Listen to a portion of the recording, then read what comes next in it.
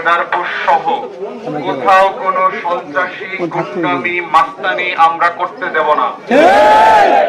আমরা নিজেরা মাস্তানি করি না, করব না, কিন্তু মাস্তানি করতে আসলে কাউকে ছেড়ে দেওয়া হবে না।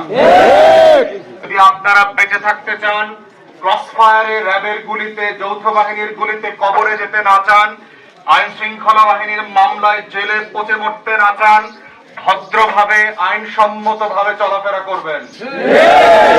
কেদারপুরবাসীর পক্ষ থেকে লাল গোলাপ শুভেচ্ছা। কেদারপুরের কোন নেতা আছে? গোপালগঞ্জের কোন নেতা আছে? মূলতির কোন নেতা আছে? সেই নেতা কাশীগঞ্জের, কেদারপুরের, বাবুগঞ্জের, তোমার আমার দোকানদার ভাইয়ের, চাষি ভাইয়ের, সবাই মিলে একই সাথে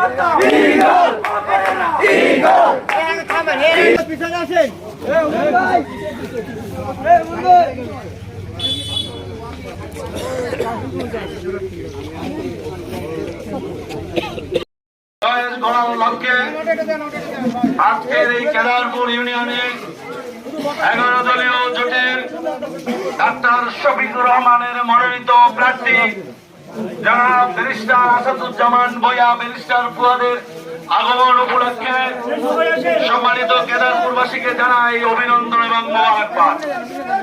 আজকের এই প্রোগ্রামে এখন আমাদের মাঝে বক্তব্য রাখবেন শহীদি কাফেলা বাংলাদেশ। আমরা রডের পরিবর্তে বাস চাই না, আমরা ইনসাফের বাংলাদেশ করার জন্য প্রস্তুত আছি।